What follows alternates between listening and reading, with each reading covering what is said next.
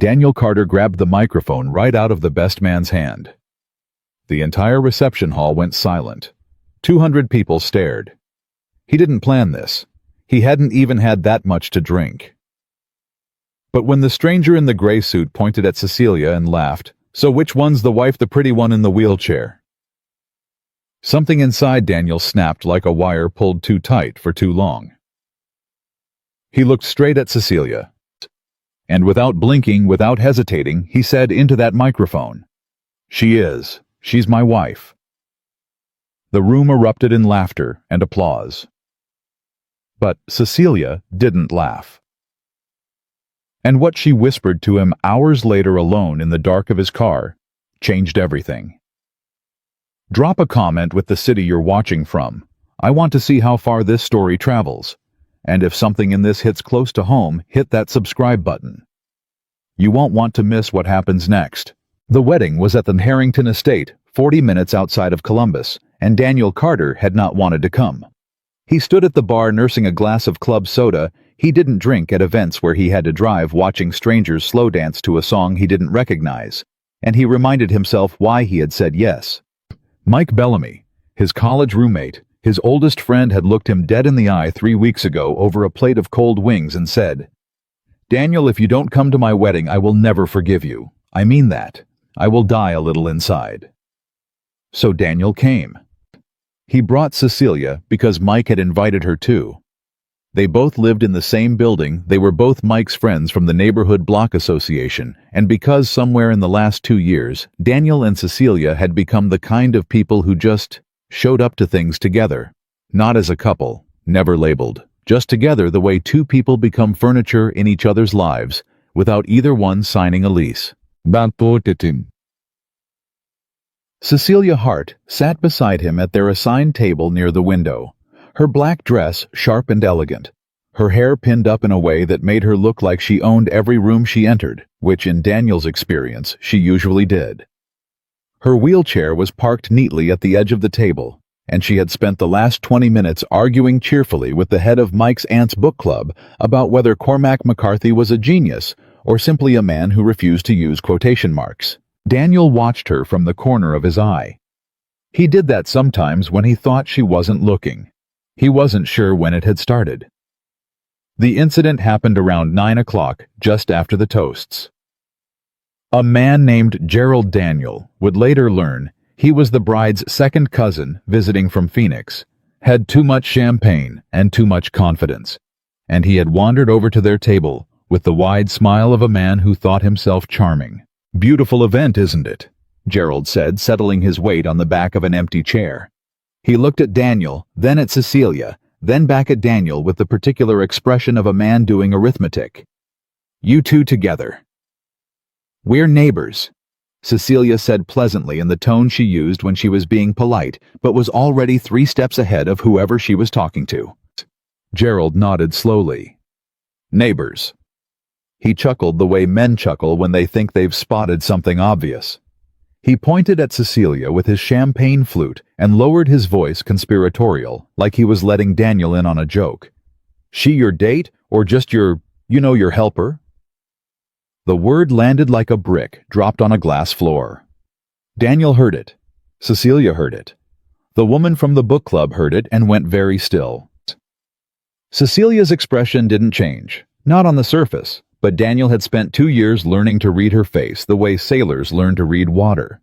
The slight tension at the corner of her jaw, the almost imperceptible way she pulled her shoulders back that microsecond before she assembled her armor.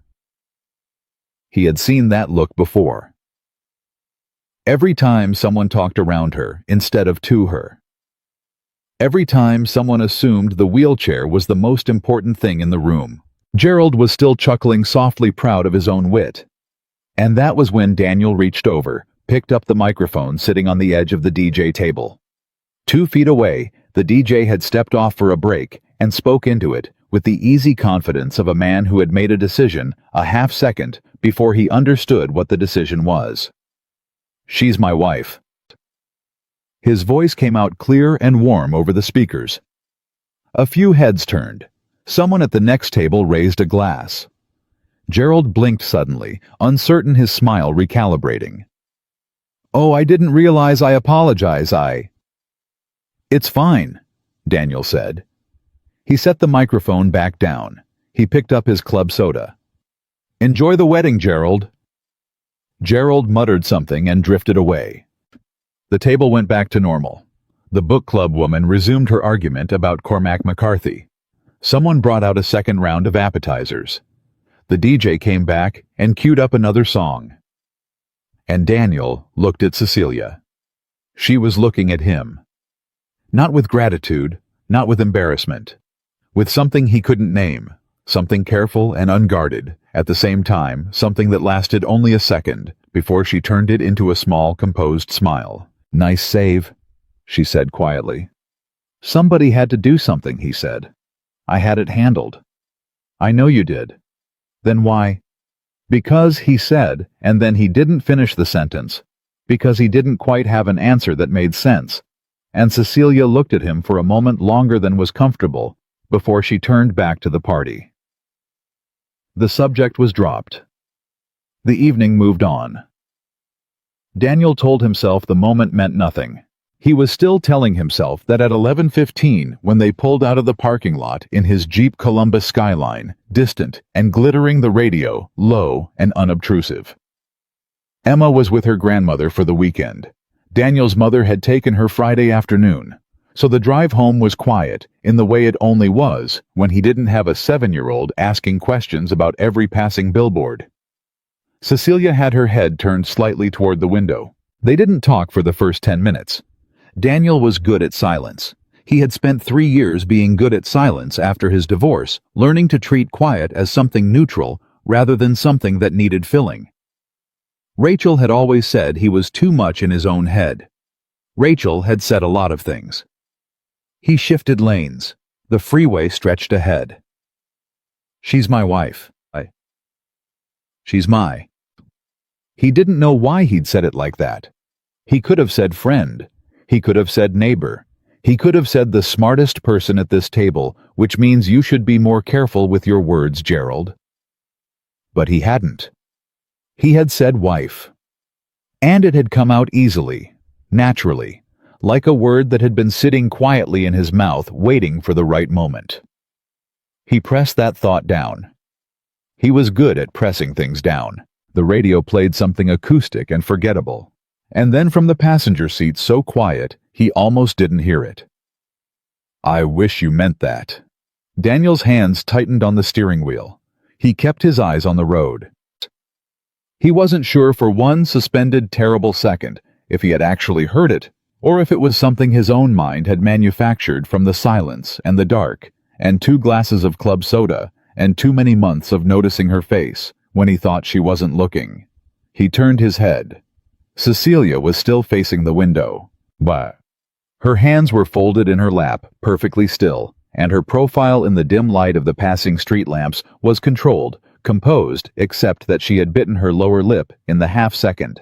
After she spoke a small, involuntary thing she always did when she had said something she wished she could take back. He knew that too. He knew too many small things about Cecilia Hart. "Cecilia, forget it," she said. Her voice was steady, professional almost. "I don't know why I said that. It's been a long night. It's okay." It was out of line. It wasn't. "Daniel." "It wasn't out of line," he said, and his voice came out more serious than he intended, and the car went quiet again.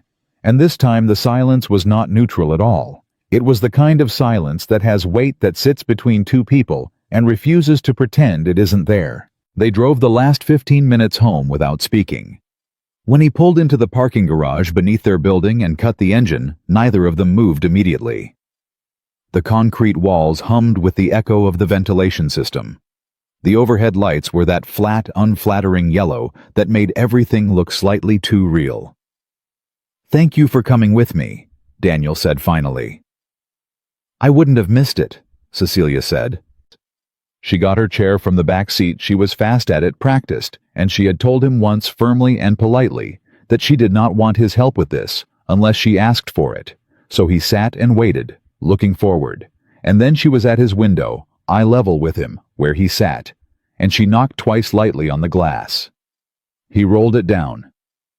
"You're a good man, Daniel Carter," she said. "That's all I meant." She said it like a conclusion, like a door being quietly closed. "Good night, Cecilia." "Good night." He watched her wheel toward the elevator. He sat in the car for another 4 minutes. He had met Cecilia Hart 2.5 years ago, 6 weeks after he and Emma had moved into apartment 4B. He remembered it specifically because it was a Tuesday. He always remembered Tuesdays because Emma had her reading enrichment program on Tuesdays, and he had exactly 47 minutes between drop-off and his first work call, and he had been standing in the hallway outside 4C trying to figure out why his mail key wasn't working when the door opened. Cecilia had come out in a blazer and reading glasses pushed up on her head, a coffee mug in one hand and a tablet in the other, moving with the efficient, uncluttered energy of a person who had a schedule and respected it. She had looked at him, at his key, at the mailbox. "Wrong key," she'd said. "Excuse me." "That's the laundry room key, silver one with the blue stripe." She nodded toward the ring in his hand. "Mailboxes take the plain silver one, smaller head." He had looked down at his key ring. She was right. "How did you—" "I've seen 3 new tenants make that mistake in 2 years. Building management really should label them better." She took a sip of her coffee, unbothered. "You're in 4B. "Yeah, we just moved in, me and my daughter." "Emma," she said. He stared. "She introduced herself in the elevator last Thursday," Cecilia said with the small smile of someone who found the world consistently amusing. "She told me her name was Emma Carter, that she was 7 years old, that her dad made okay pancakes but really good scrambled eggs, and that she wanted to be an astronaut or possibly a veterinarian. She hadn't fully decided." Daniel closed his eyes briefly. "I'm so sorry." "Don't be. She's delightful." She shifted her tablet under her arm. "I'm Cecilia, 4C. Welcome to the 4th floor." He had liked her immediately in the uncomplicated way you like someone who doesn't waste your time. But like was different from everything that had accumulated in the 2.5 years since. Those 2.5 years were not dramatic. That was the thing about them. There was no single moment he could point to, no one afternoon, when everything shifted. It had happened the way rust happens, or the way a river redirects, not in an event, but in a gradual, patient accumulation of small things. Cecilia helping Emma with a geography project on a Tuesday evening, when Daniel's conference call ran 90 minutes over, and Emma was sitting cross-legged in the hallway outside 4C, because she was too polite to knock again. Daniel carrying Cecilia's groceries up the 4 flights of stairs, the month the elevator was broken, and Cecilia had, in her words, made peace with the ramp situation, but was not interested in adding a cardio element. Shared coffee at the kitchen counter that started as a 10-minute thing and turned into an hour. 2 hours, the kind of conversation that wanders through 4 different topics and arrives somewhere neither person expected. Emma's school play, where Cecilia had come without being asked because Emma had casually mentioned it 3 times in a row, and Cecilia understood what that meant. That's all.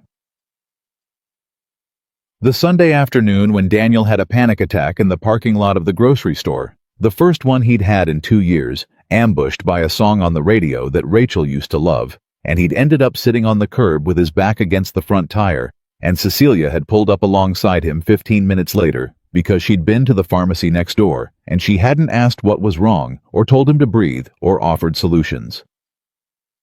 She had just stayed. Parked her car, sat beside him. Let 20 minutes pass in silence until he found his way back to himself. "You don't have to explain yourself to me," she'd said when he finally stood up. "Let's just get the milk before it gets dark." He had loved her for that. He had loved her long before he called it love. The morning after the wedding, Daniel made scrambled eggs. Emma wasn't home. The apartment was quiet. He stood at the stove with the spatula in his hand, and the eggs were fine. They were always fine. He was a competent man in the kitchen, which is different from being a good cook, and he was not thinking about the night before. He was not thinking about, "I wish you meant that." He was absolutely not running those 5 words through his head like a song stuck on repeat. He ate breakfast standing at the counter. He washed the pan. He sat down at his work desk at 8:59 for a 9 o'clock call. At 9:47, he realized he had heard approximately nothing of the last 48 minutes. At 10:30, someone knocked on his door. He opened it. Cecilia stood in the hallway with 2 cups of coffee from the place on the corner. The good coffee, not the building coffee, which they both agreed tasted like a memory of coffee rather than actual coffee, and she held one out to him with the straightforward expression of a person who has decided something and is not interested in relitigating it. "I want to pretend last night didn't happen," she said. He looked at the coffee. He looked at her. "Okay," he said. "I said something I shouldn't have. It was emotional. The wedding, the open bar, Gerald being Gerald." She kept her voice even. "You're my neighbor and my friend, and I value that. I don't want things to be strange." "They're not strange," he said. "Are you sure?" "Yes." "Good." She exhaled slightly. "Can I come in? I have something I need to finish reviewing, and my apartment smells like the candle I burned too long last night." "Sure," he said. He stepped back. She rolled in. She went to her usual spot at his kitchen table. She had a usual spot, and she opened her laptop and put on her reading glasses and became immediately a person who was working. Daniel stood in the doorway of his own kitchen for a moment. He took a sip of the good coffee. Dete. He looked at her profile, illuminated by her screen, and thought about everything she had just said, and everything she had not said, and he wondered which took more courage. The 5 words she had whispered in the dark of his car, or the composed protective speech she had just delivered at his front door. He thought about Gerald. Your helper. He thought about the way Cecilia's jaw had tightened for exactly 1/2 of 1 second before she assembled her armor. He sat down across from her at the table. He opened his own laptop. They worked in silence for 2 hours, and it felt exactly like every other Saturday morning they had shared in 2.5 years, and it felt completely different from every one of those mornings at the same time. At 12:45, without looking up from her screen, Cecilia said, "You're staring at me." "I'm thinking," he said. "Those aren't mutually exclusive." "No," he agreed. "They're not." A pause. "Daniel?" "Yeah." "Whatever you're thinking," she said, still looking at her screen. "Be careful with it." He leaned back in his chair. "Why?" Now she looked up. Over the top of her reading glasses, which gave her an expression that was simultaneously serious and slightly professorial, she looked at him with the directness she reserved for moments that mattered. "Because I meant what I said at your door," she said. "I value this, what we have, the way things are." "The way things are," he repeated. "Yes." "And if the way things are isn't," he stopped. "Never mind. Finish it." "What if the way things are isn't everything they could be?" he said. "What if the way things are is just what we settled for, because the alternative felt too risky?" The silence that followed was the longest one they had shared since the car the night before. Cecilia took off her reading glasses. She set them on the table between them. "That is," she said slowly, "an extremely dangerous question." "I know. And you're asking it anyway." "I'm asking it anyway," he said. She looked at him for a long moment. The real look, the unarmored one. The one he caught sometimes in the split second before she remembered to guard herself, and then she picked her glasses back up and put them on. "Let me think about it," she said. And she went back to her laptop. Omutisse. And Daniel, for the first time in longer than he could remember, felt something loosen in his chest. Not resolve, not certainty, but something honest. Something that had been waiting patient as river water for permission to exist. He went back to his laptop too. But he was smiling. Just barely. Just enough. 3 days passed after that Saturday morning, and Daniel did not knock on Cecilia's door. Not because he had forgotten what he said. Not because the question he had put on the table between them had dissolved on its own. But because Cecilia had asked for time to think, and Daniel Carter, whatever his faults was, a man who kept his word. Even when keeping it was uncomfortable. Even when every morning he woke up and lay in the dark for 6 minutes longer than usual, running the same 5 words through his head like a groove worn into wood. I wish you meant that. He went to work. He answered emails. He picked Emma up from school on Monday and listened to her describe in extraordinary detail the social dynamics of a dispute over who got to be line leader, which apparently had implications he was not equipped to fully appreciate. "Daddy," Emma said, climbing into the back seat with the gravity of a diplomat. Maya said it was her turn, but it was actually Sophia's turn because Maya was line leader last Thursday, and the rule is you only get to be line leader once per week unless someone is absent. But Sophia wasn't absent, she was just late, and being late doesn't count as absent, everyone knows that. Right, Daniel said. Do you think being late counts as absent? I think it depends on the situation. Emma considered this with the intensity of a 7-year-old who takes fairness very seriously. I think Sophia should have been line leader, she decided. And I told Maya that. How did Maya take it? She didn't talk to me for 20 minutes. And then we traded snacks, and it was fine. Emma looked out the window. Adults make things so complicated. Daniel said nothing for a moment. Yeah, he said finally. We really do. He glanced in the rearview mirror at his daughter, her dark hair in 2 slightly uneven pigtails because she had insisted on doing them herself that morning, her sneaker tapping against the seat with the rhythm of someone whose internal world was always in motion, and something in his chest did the thing it always did when he looked at her without warning. It pulled. Emma had been 4 when he and Rachel separated.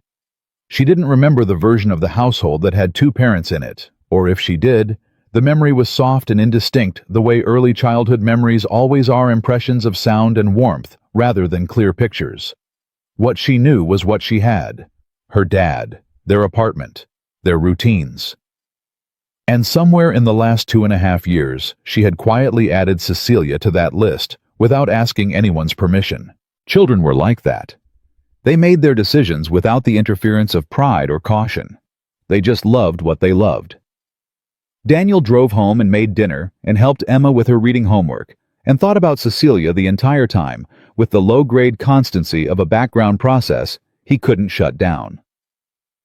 On Thursday morning, his phone buzzed. Can you pick up milk on your way home from school pickup? I'll make dinner tonight. Tell Emma I'm making the pasta. He stared at the text for longer than was reasonable. Then he typed back, the pasta with the lemon sauce. Obviously. Emma is going to lose her mind. I know. That's the point. See you at 6. He put his phone down. He picked it up again. He typed Cecilia. 3 dots appeared, then disappeared. Then, not yet Daniel. Let me cook dinner first. He put the phone away. He bought the milk. Dinner was the pasta with the lemon sauce, and Emma did in fact lose her mind in the best possible way, the 7-year-old way that involves both verbal and physical expression of enthusiasm, including at one point standing up on her chair to better communicate how good the pasta was, which Daniel addressed with a look, and Emma addressed by sitting back down but continuing to express her enthusiasm verbally at the same volume. Cecilia watched all of this from across the table with the expression she got when she was genuinely happy and had forgotten briefly to manage it. It was not a common expression. Daniel noticed it the way you notice something rare with attention, and a faint reluctance to look away. "Can I ask you something?" Emma said to Cecilia with a mouthful of lemon pasta. "Swallow first," Daniel said. Emma swallowed. "Can I ask you something?" "You can ask me anything," Cecilia said. "Why do you use a wheelchair?" Daniel went very still. Emma asked impossible questions the way she asked all questions directly without malice, with the uncomplicated curiosity of a person who had not yet learned that some questions were supposed to be avoided. He had rehearsed for this one, actually, in a vague, unprepared way, the way parents rehearse for conversations they hope won't come up yet. But Cecilia didn't hesitate. "I was in a car accident," she said. "About 5 years ago. It hurt my spine, the part of my spine that tells my legs what to do. So my legs don't really work the way they used to. The wheelchair helps me get around." Emma absorbed this with the focused expression she used for new information. "Does it hurt?" "Sometimes. Not always." "Do you miss walking?" Daniel opened his mouth. Cecilia held up one hand slightly. Not rude, just a small signal. "I've got this." "Sometimes," she said again. She leaned forward on her elbows. "But you know what I figured out. Missing things doesn't mean your life is broken. It just means your life changed. And changed things can still be really good. Sometimes they're better." Emma looked at her for a moment. "Like when Dad got a better job and we had to move, but then we got to live on the same floor as you," she said. Cecilia blinked. "Exactly like that," she said softly. Emma picked up her fork. "Okay. Can I have more pasta?" Daniel exhaled something that was almost a laugh. Cecilia looked at him across the table. That unguarded expression was back, but it had something new in it now, something fragile and surprised, like a person who has just heard a truth they didn't know they needed. He looked back at her steadily. She looked down at the pasta bowl first. After Emma was in bed, teeth brushed, 2 books read the lamp in the shape of a moon switched on because Emma was at an age where she would not admit she was afraid of the dark, but she very much was. Daniel came back to the kitchen. Cecilia was at the sink, running water over the pasta pot. "You don't have to do that," he said. "I know." She kept washing. "I like doing it. It's, I don't know, grounding, doing regular things in other people's kitchens." He leaned against the counter beside her, not close enough to crowd, just close enough to be there. "She's asked me before," he said, "about the wheelchair. I've never quite known how to... I didn't want to say the wrong thing." "She didn't ask the wrong thing," Cecilia said. "Kids never do. They just ask what they're thinking. It's adults who turn it into something complicated." She paused the water. "You should have heard the ways people tried not to bring it up after the accident. Grown adults tying themselves in knots to avoid saying the word wheelchair, like if they named it, it would hurt me more. It's just a word." "I hear that," he said. "The ones who asked me directly," she turned the water off. "Those were the ones I could breathe around." She dried her hands on the dish towel and turned her chair slightly to face him. The kitchen light was warm, and she had taken her blazer off somewhere in the course of the evening and rolled up her sleeves, and she looked not less polished exactly, but realer, like a version of herself she didn't always allow. "I was a runner," she said. He nodded. She had mentioned it once sideways early on. "Marathons, half marathons. I did the Columbus Marathon twice. Trained for Boston the year before the accident." She said it evenly, without drama. "I know what it feels like to have a body that does exactly what you want it to. And I know what it feels like to grieve that. I spent a long time grieving it." She looked at her hands in her lap.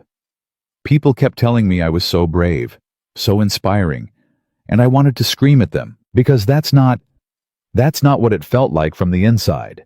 From the inside, it felt like losing. For a long time, it just felt like losing." "And then," he said. She looked up. And then one day I woke up and I thought, I am so tired of mourning a person who no longer exists. I am still here. I am still Cecilia. I am allowed to want things and build things and take up space. She straightened slightly. So I went back to work. I pushed for the promotion I had put off. I moved to this building because I liked it and I could, and I didn't ask anyone's opinion about it. And I decided I was done letting the accident be the most important thing about me. Daniel was quiet for a moment. Is it working? He asked. Most of the time. A pause. And then someone like Gerald comes along. He nodded. Or someone you trust says something you didn't expect, she said, and you whisper something in a dark car that you can't take back. The kitchen went still. Daniel straightened off the counter. He looked at her directly, the way he had learned she preferred, not at the chair, not at the general vicinity of her face, but at her. The actual her. I don't want you to take it back, he said. The expression on her face moved through three things in rapid succession: surprise, something that might have been pain, and then a careful, practiced neutrality. Daniel, I've been thinking about it for 3 days, he said. I've thought about nothing else. And I know you want to protect what we have. I know you're scared of what happens if this doesn't work. I'm scared too. He paused. But I've spent 3 years being scared and safe and careful, and what I have to show for it is a really well-organized apartment and a very consistent bedtime routine. She pressed her lips together. He thought for 1 second she might actually smile. That's not enough, he said. It hasn't been enough for a long time. You don't know. She stopped. Started again. You don't know what you're signing up for. You know the surface of things. You know the Cecilia who has her life sorted, who handles things, who breezes through.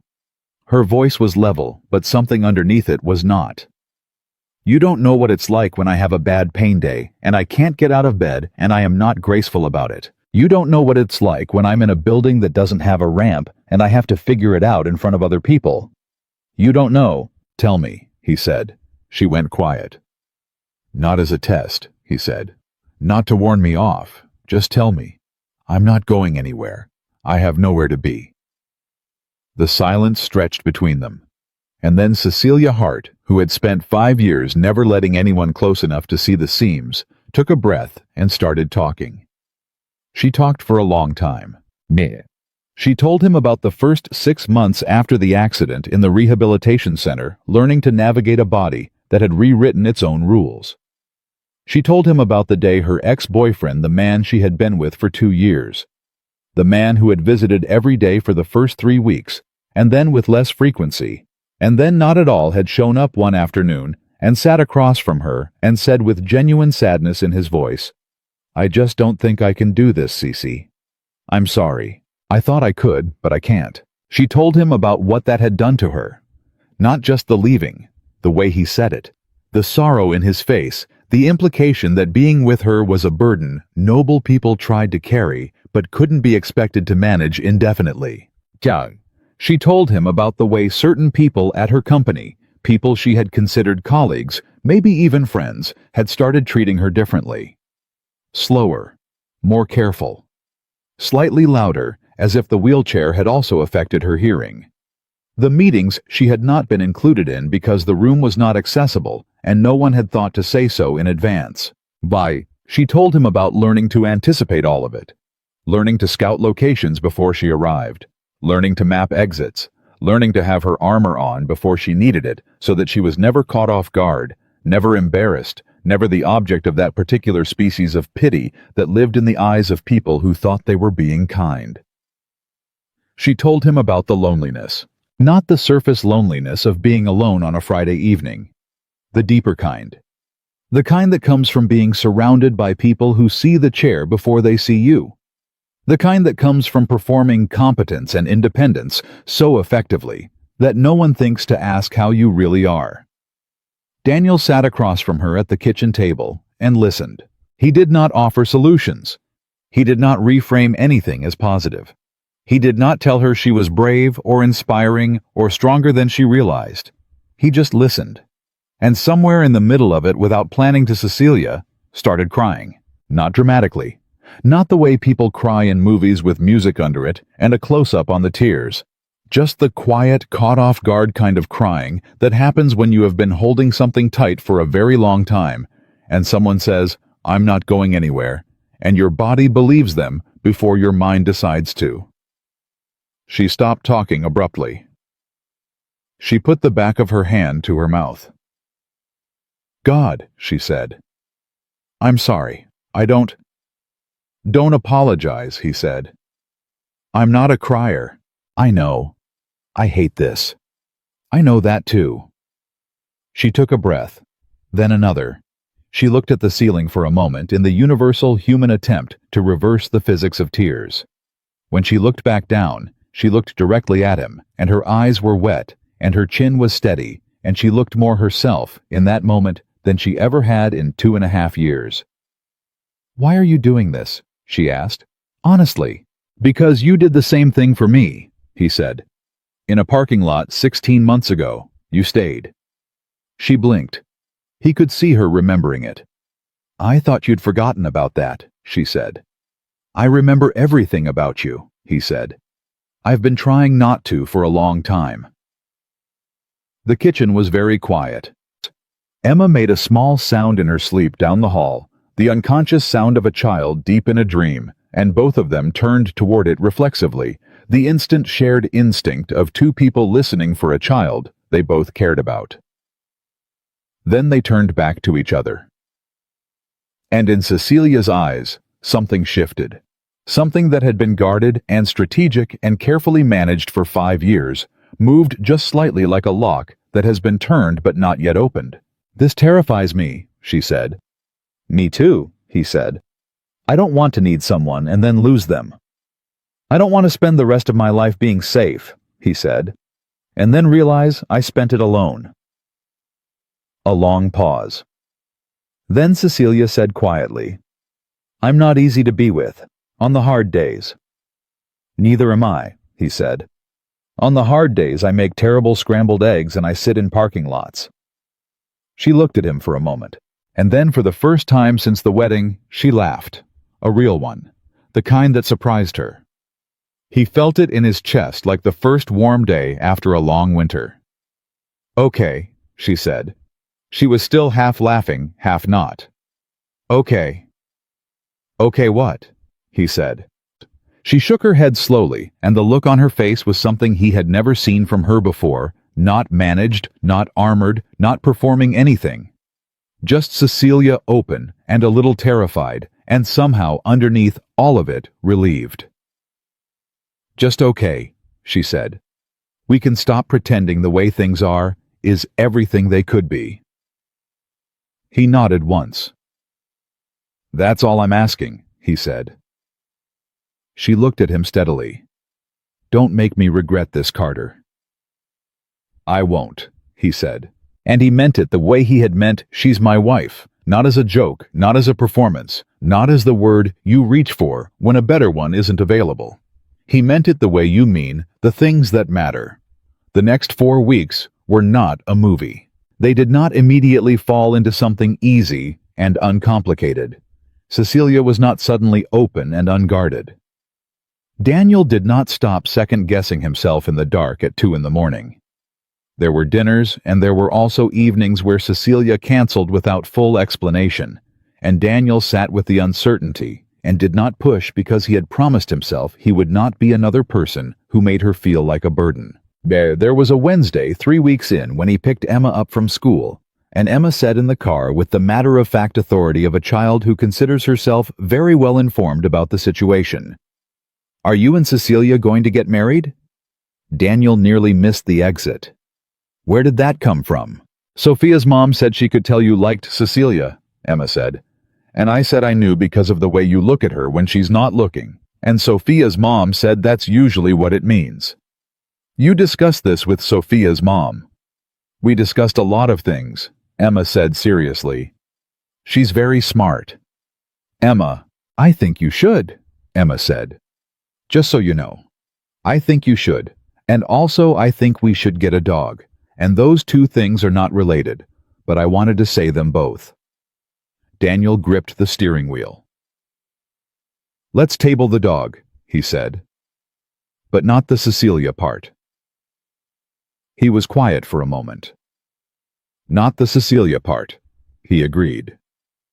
Emma settled back in her seat with the satisfied expression of someone whose position has been officially noted, and Daniel drove home, thinking that 7-year-olds apparently were significantly less afraid of the future than 35-year-olds, and maybe that was the thing he had been getting wrong. Then, on a quiet Tuesday evening that Daniel would not see coming, everything changed again. He had knocked on Cecilia's door to return a book she had lent him, the kind of small, ordinary thing they did a dozen times a week, and when she opened the door, she had that particular expression, the one he had learned to recognize in the last month, the one that meant she had been sitting with something for a while and had not yet decided what to do with it.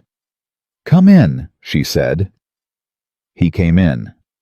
She didn't offer coffee. "Bedrio." She didn't move toward the kitchen or the table or any of the usual geography of their time together. She stopped in the middle of the room with her hands in her lap and looked at him with the kind of directness she used in boardrooms, and he felt the atmosphere of the apartment change in the way air changes before weather. "I need to tell you something," she said. "Okay," he said. "I've been offered a position in Chicago," she said. "Senior Vice President of Strategy. It's the kind of offer I have been working toward for 12 years. It's the promotion I told myself I would take if it ever came. And it came." She paused. "Last week. I've known for 7 days, and I didn't tell you." The room was absolutely still. Daniel stood with the book in his hand. "7 days," he said. "I needed to think." "About whether to take it?" "Yes." He looked at her. "Or about whether to tell me," he said. Her expression shifted, just slightly. "Both," she said. And that was the word that sat between them like a stone dropped in still water. Not the job offer, not Chicago, not the 12 years of ambition that had led to this moment. The word both. The admission that she had considered not telling him. That for 7 days she had weighed what they were becoming against what she had been building alone, and she had not yet decided which one mattered more. Daniel set the book down on the side table. He didn't speak for a long moment, and when he did, his voice was quiet and it did not shake, and it said the only true thing he could find. "What do you want, Cecilia?" She looked at him, and for the first time since he'd known her, Cecilia Hart didn't have an answer ready. The question hung in the air between them. "What do you want, Cecilia?" "De." She had spent 7 days asking herself the same thing, lying awake in the kind of quiet that amplifies everything. The hum of the building, the distant sound of Columbus traffic, the particular silence of a life she had built, room by room, decision by decision after the accident, took everything she thought she was, and handed her back something unfamiliar. And she still didn't have an answer. That was the thing she could not explain to him, without also explaining how terrifying it was that Cecilia Hart, who had an answer for everything, who had walked into boardrooms and negotiations and difficult conversations with the polished certainty of someone who had already run every scenario, was standing in her own apartment, looking at this man with a book in his hand, and feeling absolutely completely undone. "I don't know," she said. It came out quietly, honestly, like something she hadn't planned to say. Daniel looked at her. Not with disappointment, not with the particular flinch she had learned to anticipate from people when she failed to perform certainty. He just looked at her steadily the way he always looked at her, like she was worth the patience. "Okay," he said. "That's all you're going to say. What would you like me to say?" She shook her head. "I don't know that either."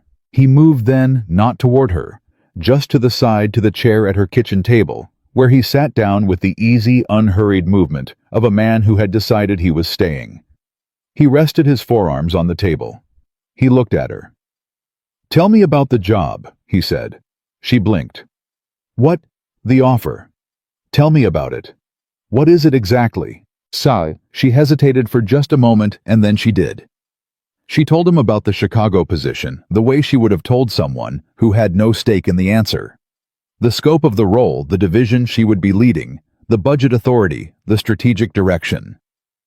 She told him what it represented, not just as a title, but as a validation of the 12 years she had spent rebuilding herself from someone who had been written off by more than a few people who should have known better. She told him that when the call had come, she had sat very still in her office for 4 full minutes before she could speak, because the offer was so precisely what she had wanted for so long, that it had felt in that first moment almost like a trick. Daniel listened. He did not interrupt.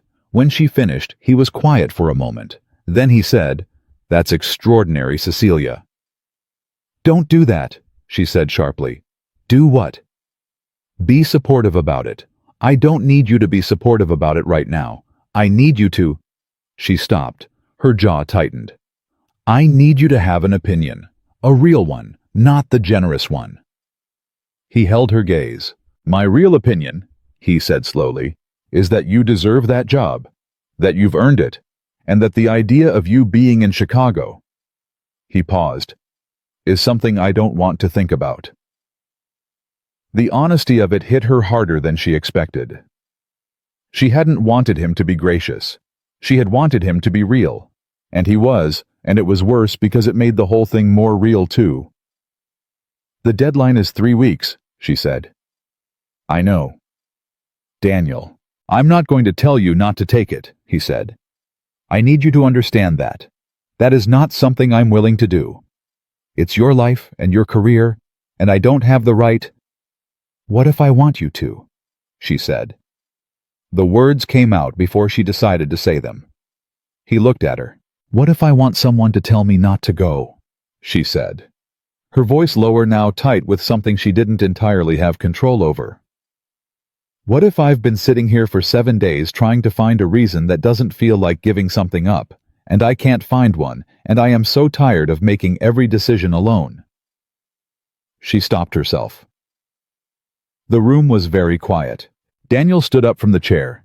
He crossed the space between them. He crouched down, which put him roughly at eye level with her, which was something he had started doing naturally in the last month, without her asking, without making it a thing, just a way of being present that required no acknowledgement. "You are not alone," he said. "I need you to hear that."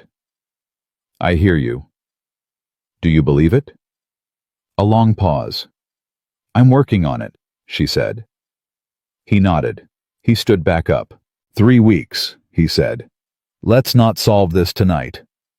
She looked at him. "You're remarkably calm about this." "I'm not calm," he said. "I'm terrified. But I've learned that terrified and calm can live in the same body at the same time. Emma taught me that." Despite everything, a breath of something almost like a laugh moved through her. "Go home, Daniel," she said. "I need to think." He picked up his book from the side table. "I'm going to pick Emma up from school tomorrow," he said at the door. "If you want to have dinner, the door is open. If you don't, that's okay too." She said nothing. He left. She sat in her apartment for a long time after the door closed in the quiet she had designed so carefully in the life she had built to need no one. And she tried very hard to figure out why it suddenly felt so small. The next morning she called her mother. Her mother, Beverly Hart, was 71 years old and lived in a small house outside of Cincinnati, where she tended a garden with the focused devotion of someone who had found in soil and growing things a reliable source of comfort. She had not always been easy to talk to. In the first year after the accident, she had hovered at a frequency that Cecilia had found suffocating.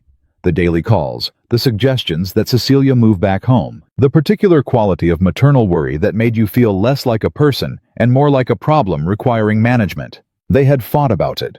Badly. And then they had arrived slowly and painfully at something better. Something more honest. A relationship built on the understanding that Beverly could not fix this, and Cecilia did not need to be fixed. And what remained after that understanding was something quieter and stronger than what they'd had before. Chicago, Beverly said when Cecilia had finished explaining. Chicago, Cecilia confirmed. And there's a man. I didn't say that. Cecilia Ann Hart. You called me before 9 in the morning. There is a man. Cecilia pressed her fingers against her eyes. His name is Daniel. Tell me, she told her. Not everything. Not the wedding joke. Not the whisper in the dark of the car. Not the night she had cried in his kitchen, and he had just stayed, but enough. She told her about 2.5 years of proximity.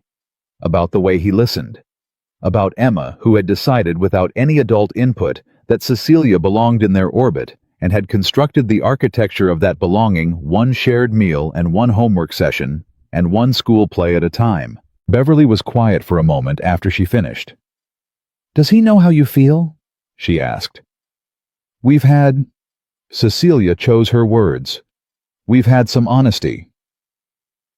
That's not what I asked. Mom. Does he know how you actually feel, not the managed version, not the Cecilia has it together version, the real version? A silence. He's starting to, Cecilia said. And what does he do with it when you show him the real version? Cecilia thought about the kitchen, about the parking lot 16 months ago, about the crouching down without being asked. He stays, she said. Beverly made a sound that was not quite a word, the sound of a mother recognizing something significant. You know what your father used to do, Beverly said. When I would work myself into a spiral and convince myself I had to have every answer immediately. What? He'd make coffee. He'd set it in front of me and sit down and say, Bev, what's the actual question? Not all the questions, just the actual one, the one underneath all the noise. Cecilia said nothing. What's the actual question, baby? Beverly said. And Cecilia, who had a law degree and an MBA and had negotiated contracts worth 8 figures, sat with the question for a long moment and then said quietly, Am I allowed to want both things? The line was quiet. Yes, Beverly said. You are. You always were. She didn't go to dinner that night. She worked until 11, the way she did when her brain needed to be occupied with something it could solve. She approved 2 vendor contracts. She drafted responses to 4 emails she had let sit for too long. She reorganized the project tracker for the Q3 initiative she was leading in a way that was genuinely useful and not at all a displacement activity. At 11:15, a text arrived from Daniel. Leftover lemon pasta in the hall if you want it. Emma made me put it there. I had no say in this decision. She stared at the text for 30 seconds. Then she opened her door. The container was there with a sticky note on top in 7-year-old handwriting for Cecilia. Because pasta makes everything better. Love, Emma. She sat with the pasta and the note in her kitchen for a long time. The next day she went to work and had 3 back-to-back meetings and said nothing to anyone about Chicago. And at 4 in the afternoon, her phone rang with a number she recognized as the hiring director in Chicago, and she let it go to voicemail. And then she sat at her desk for 5 minutes, staring at the notification, before calling back. I just need a little more time, she told him. Ms. Hart, the board is eager. I understand that. I'm asking for 1 more week. A pause on the line. 1 week, he said. We can do 1 week. She hung up. She had bought herself 7 days. She did not know what she was going to do with them. 4 days later, on a Saturday afternoon, Emma got sick. Not seriously. A fever, a sore throat. The ordinary virus that cycled through elementary schools with the efficiency of a well-organized operation. Daniel had canceled 2 work calls and settled into the apartment with the particular competence of a single father who had done this enough times to have a protocol the soup from the can. Emma specifically requested the thermometer, the rotation of children's television that required parental suffering to endure. Emma had been asking for Cecilia since 9 in the morning, Daniel had texted once briefly. Emma is sick. She's asking for you. No pressure. Cecilia had come over at 10:30. She had brought the specific brand of ginger tea Emma liked and a library book about a dog who solves mysteries which she had remembered Emma mentioning wanting and had ordered 2 weeks ago without saying anything about it. Emma was installed on the couch under 2 blankets. Her temperature was 101. Her hair was in a mess, and her voice was scratchy, and she looked in the way only sick children can, simultaneously pathetic and unreasonably adorable. You came, Emma said with the satisfaction of someone whose faith has been validated. Of course I came, Cecilia said. Daddy said he texted you. He did. He almost didn't. Emma shot a look at Daniel, who was standing in the kitchen doorway. I had to tell him to. Daniel said, Emma, he gets worried about bothering you. Emma said to Cecilia confidentially, I don't know why. You never seem bothered. Cecilia looked at Daniel. He had the expression of a man who was sincerely reconsidering whether he wanted a 7-year-old as his primary advocate. He's not bothering me, Cecilia said. That's what I told him, Emma said with the profound certainty of someone who has been right all along. Cecilia stayed. Shane Trotter. They read the dog mystery book together with Emma, interrupting every few pages to offer her theory about who the thief was, which changed each time. At one point, Emma fell asleep mid-sentence. The book opened on her chest, and Daniel came in quietly and adjusted the blanket, and Cecilia watched him do it with the careful practiced tenderness of a man who had been doing this alone for 3 years, and had made of it something competent and real, and quietly heartbreaking. Why? He sat down on the other end of the couch. They didn't speak for a while.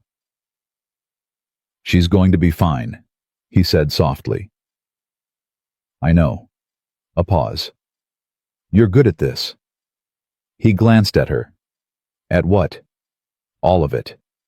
She gestured slightly. The soup, the book, the blanket. You don't make her feel like she's a problem to be managed. You make her feel like she's the whole point. He looked at Emma's sleeping face. She is the whole point, he said. Cecilia looked at her too. Something moved in her chest, something that had been moving quietly for weeks, maybe longer, something she had been professionally ignoring. Daniel, she said. Yeah. If I take the Chicago job. Cecilia, let me finish. She kept her voice low beneath Emma's sleep.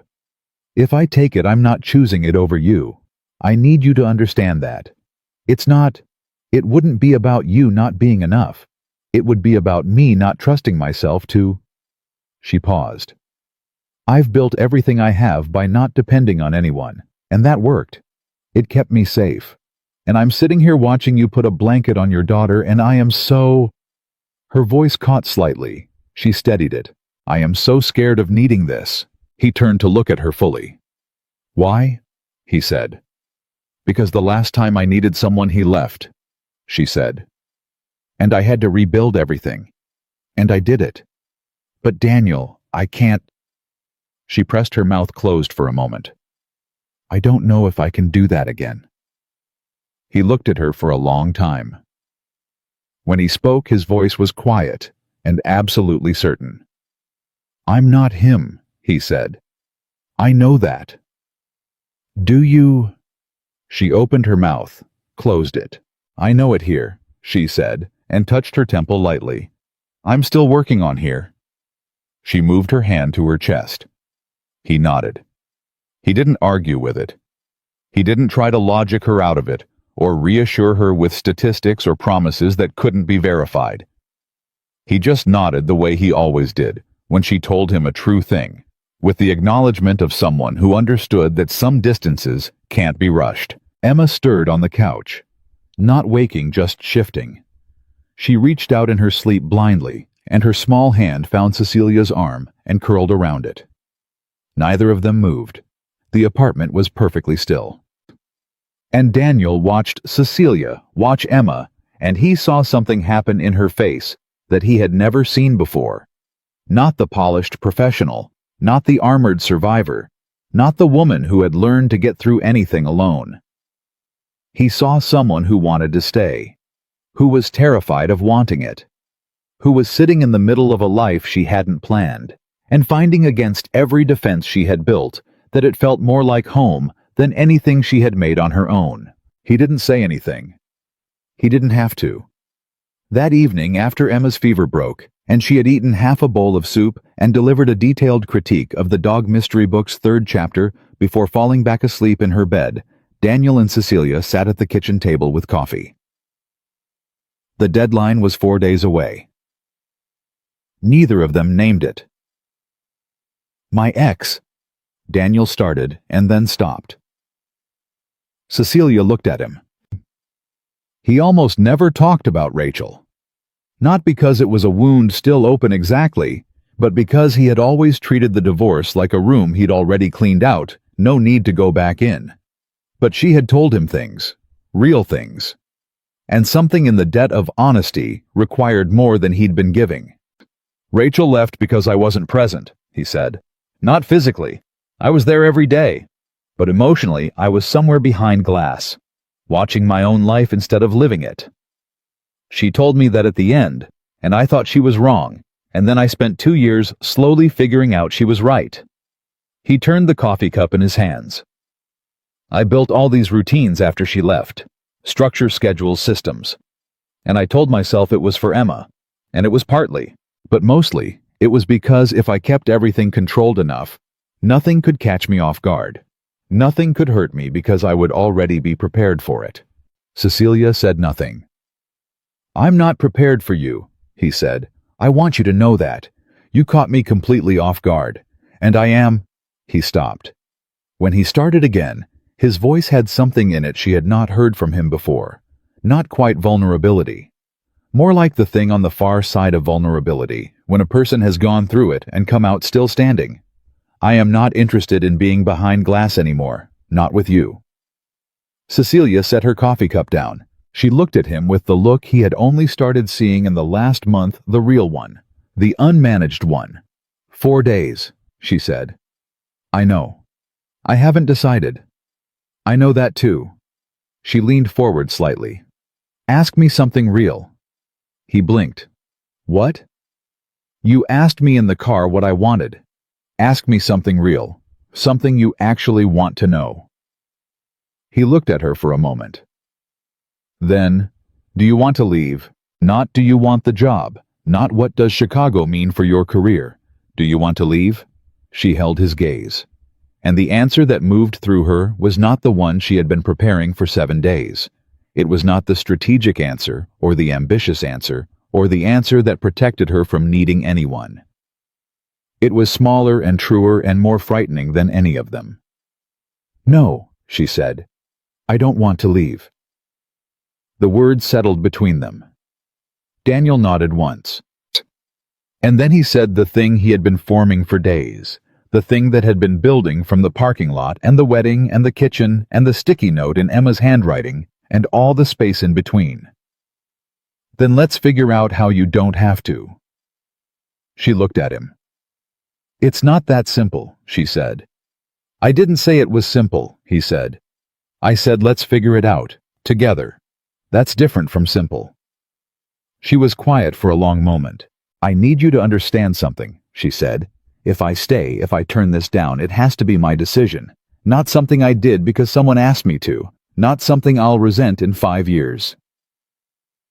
"Understood," he said immediately.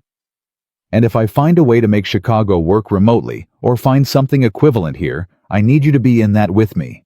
The ambition part. Not just the—" She gestured between them. "The personal part." "I'm in all of it," he said. "Every part." She studied his face. She had become in the last 2.5 years very good at reading Daniel Carter. The way he held himself when he was saying what he meant versus what was expected. The small muscular tells around his eyes when something landed true. He was saying what he meant. She exhaled. "Okay," she said. "Okay," he said. "I'm not giving you an answer tonight. I'm giving you an okay. As in, okay, I hear you. Okay, I'm not making this decision from fear. She held his gaze. Can that be enough for tonight? That's more than enough, he said. She nodded. She picked up her coffee. He picked up his. They sat in the kitchen in the same quiet they had shared 100 times before at his table at hers, over work laptops and leftover pasta and borrowed books. And this time the quiet was not the careful neutral quiet of two people protecting themselves. It was the other kind. The kind that didn't need filling. The kind that meant something. 3 days later, Daniel Carter made a decision of his own. Bakagan. He did not announce it. He did not ask permission. He simply made it in the way that real decisions are made, not in a single dramatic moment, but in the accumulation of every small moment that came before pressing forward until the shape of what he had to do became undeniable. He picked up the phone and called Mike Bellamy. I need a favor, he said. What kind of favor? Mike said. I need access to the Harrington estate, Daniel said. The reception hall, one evening. A pause. Daniel. I know how it sounds. It sounds, Mike said carefully, like you are about to do something either very romantic or very stupid. Hopefully both, Daniel said. Mike was quiet for a moment. Then, I'll call them tomorrow morning. Thank you. Daniel, Mike said. Don't waste it. I'm not planning to, he said. He hung up. He stood in his apartment in the late evening with Emma asleep down the hall and Cecilia's light on across the hall, visible through the gap under her door.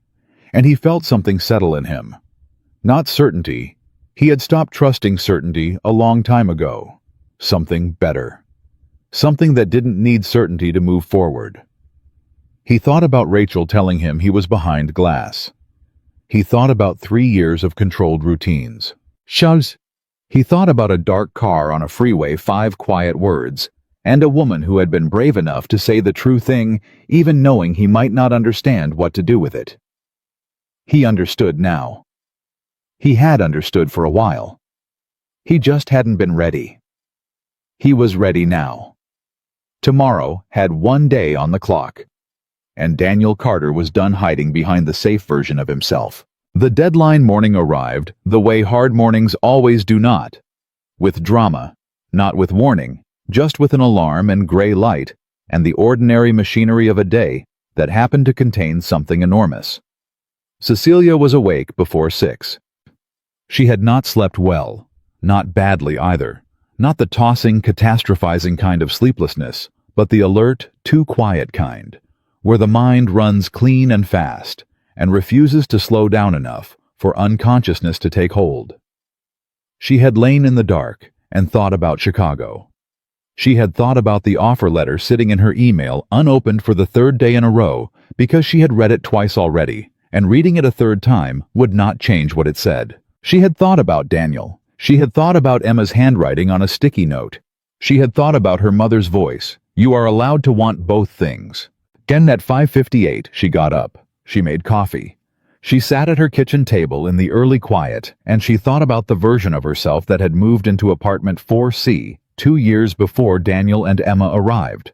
The version that had arranged her life with the precise, deliberate architecture of someone who intended never to be caught needing anyone again. That woman had been competent and determined, and genuinely impressive. And she had also been, if Cecilia was honest, quietly and thoroughly lonely, in a way she had learned to call independence. She wrapped both hands around her coffee mug. Her phone was on the table. The hiring director's number was in her recent calls. She had 47 minutes before the Chicago office opened. She thought about what Daniel had said. Do you want to leave?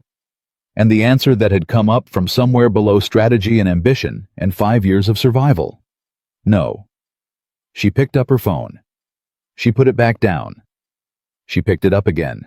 She was still sitting there, coffee going cold, when someone knocked on her door. It was not Daniel. She opened the door to find Emma Carter standing in the hallway in her school clothes. Navy blue leggings, a yellow shirt with a star on it, her hair in the uneven pigtails she insisted on doing herself, holding a piece of paper in both hands with the careful two-handed grip children use for things they consider important. "Emma," Cecilia said, "it's 6:15 in the morning." "I know," Emma said. "Daddy doesn't know I'm here. He's in the shower." She held out the paper. "I made this for you." Cecilia took it. Mentor. It was a drawing, the kind of detailed, committed artwork that 7-year-olds produce with total unself-consciousness. 3 figures, crayon the figures labeled in Emma's handwriting. The tallest one on the left was labeled Daddy. The smallest one in the middle was me. And the third figure, rendered with particular care, was in a wheelchair and was labeled Cecilia, our person. Cecilia stared at it. "Our person. I drew it last night," Emma said, "because Dad looks sad when he thinks nobody's watching, and I think it's because he's worried you might go away, and I wanted you to have something to look at." She pointed at the drawing. "That's supposed to be you smiling. I'm not that good at mouths yet." Cecilia looked up from the drawing, and she looked at this child, this 7-year-old who had introduced herself in an elevator and decided without any adult consultation that Cecilia was worth knowing, and she felt something move through her chest with the force of something far larger than a crayon drawing had any right to produce. "Emma," she said carefully, "you know that wherever I am, I'm still your friend, right? That doesn't change." "I know," Emma said, "but it's different if you're far away." She said it with the simple honesty of a child who has not yet learned to soften true things. It's different when someone is here. Cecilia had no answer for that, because it was the truest thing anyone had said to her in weeks. "Go back to your apartment," she said softly, "before your dad gets out of the shower." Emma considered this. "Are you going to be okay?" "Yes," Cecilia said. "Promise." "I promise." Emma seemed to decide this was satisfactory. She turned and walked back down the hall with the matter-of-fact purposefulness of someone who had completed her mission. At her door, she stopped and looked back. "Also," she said, "I really think you should stay, just so you know my official opinion." Then she went inside. Cecilia stood in her doorway holding the drawing. She looked at the third figure in the wheelchair. Our person. She went back to her kitchen table. She sat down. She looked at her phone. She looked at the drawing. She looked at her phone again. Then she picked it up and dialed. Not Chicago. She dialed her own office, her assistant Patricia, who was always in by 7. "Patricia," she said when it picked up, "I need you to pull the research on remote executive arrangements in our sector, specifically VP level and above, precedents, frameworks, negotiated terms.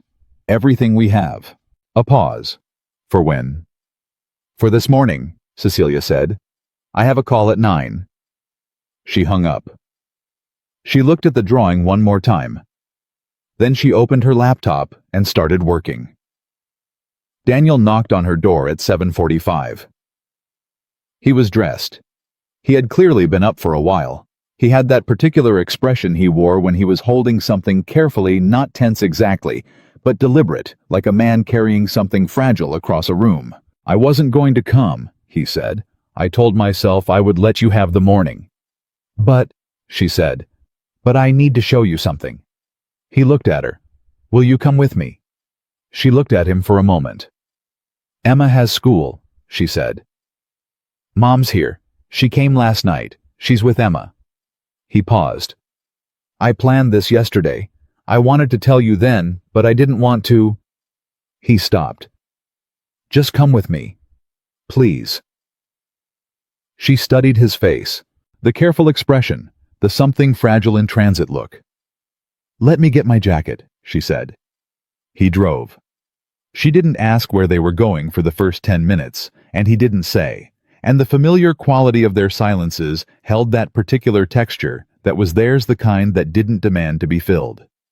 She watched the city move past and held the Chicago hiring director's number in the back of her mind, like a stone she hadn't yet thrown. When he pulled into the long driveway of the Harrington estate, she turned and looked at him. "Daniel." "I know," he said. "Why are we—" "5 minutes," he said. "That's all I'm asking. 5 minutes." She looked at him for a moment. "5 minutes," she said. He parked. He came around to her side and stood back, not helping, not hovering, just present the way he had learned to be, while she got her chair.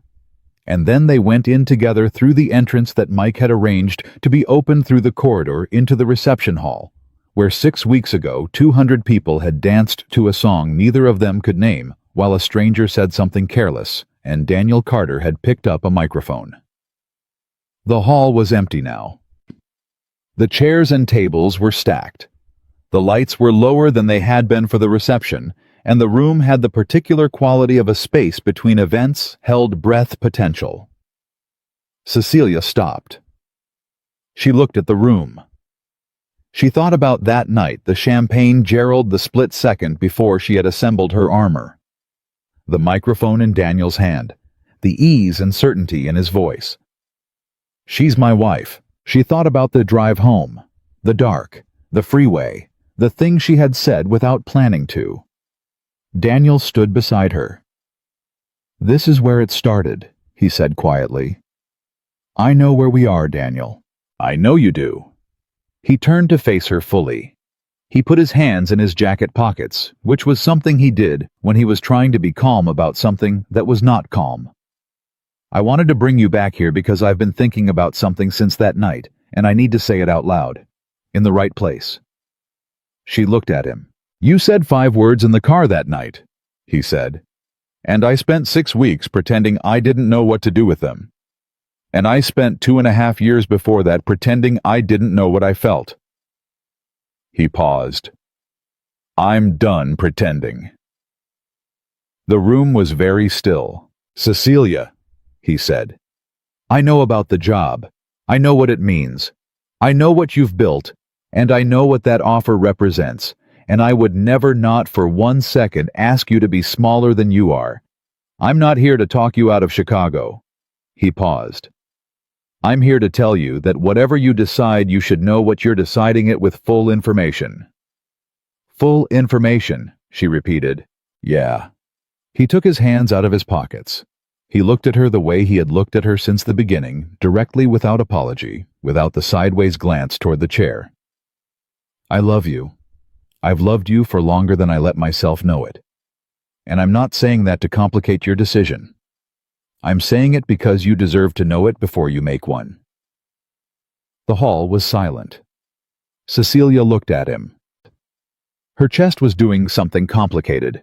Something that involved the Chicago offer, and Emma's drawing, and our person, and a parking lot 16 months ago, and 5 words in a dark car, and every shared meal, and every borrowed book, and every silence that had ever felt like home. "You love me," she said. "I do," he said.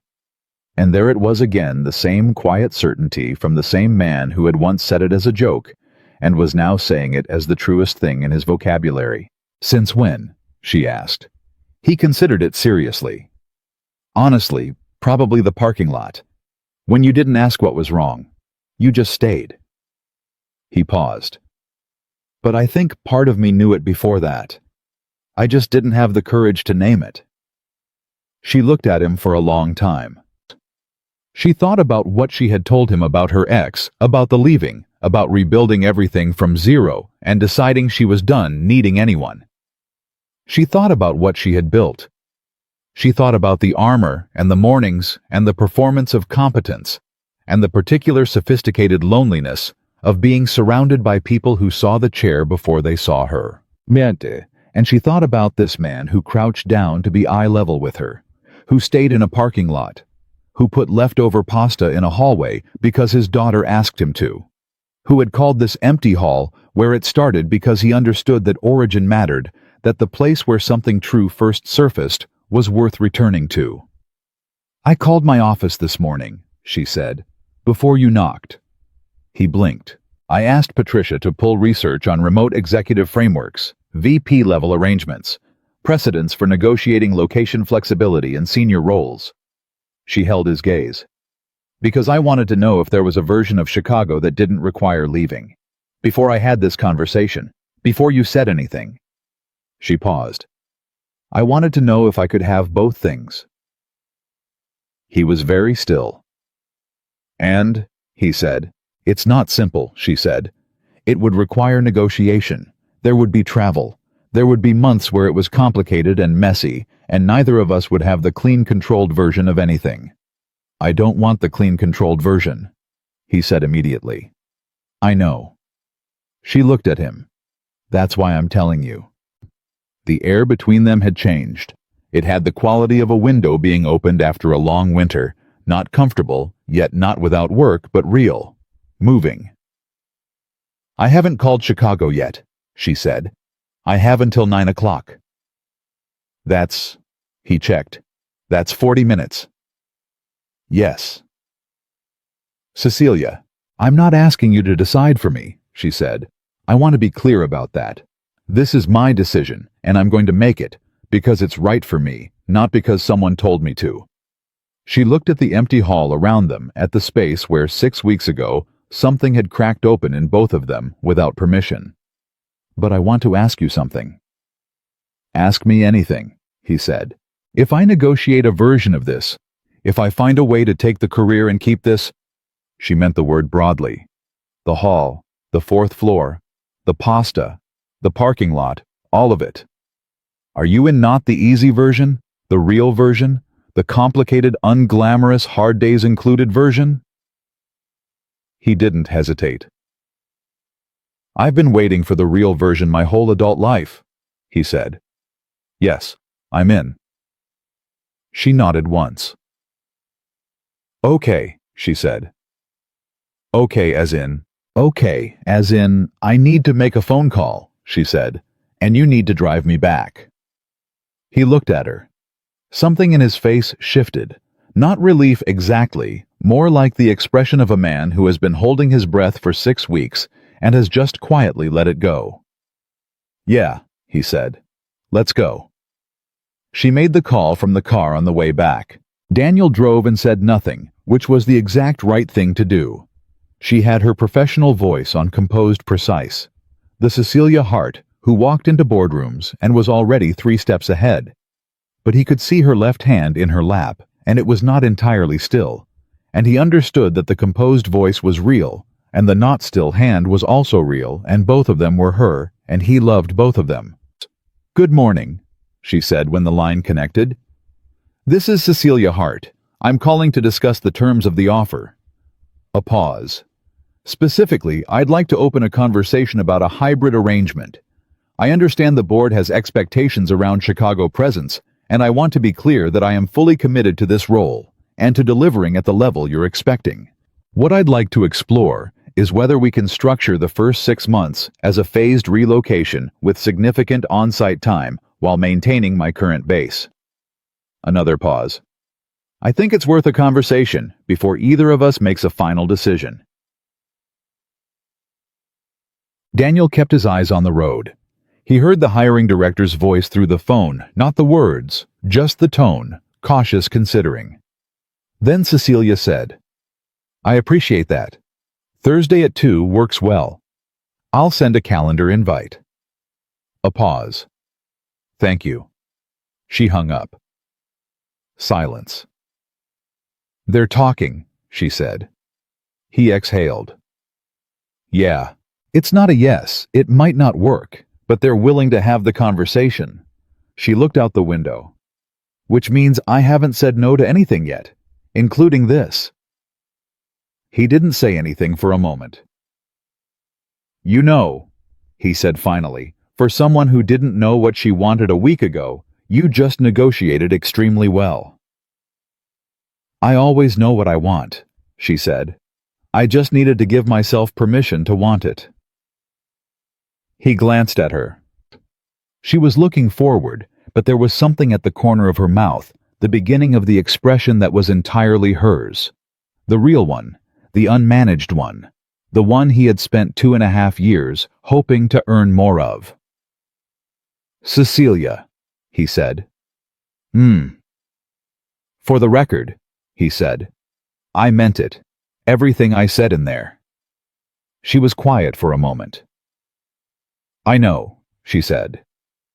I mean Daniel. She turned to look at him. I know. A pause. Me too. 2 words.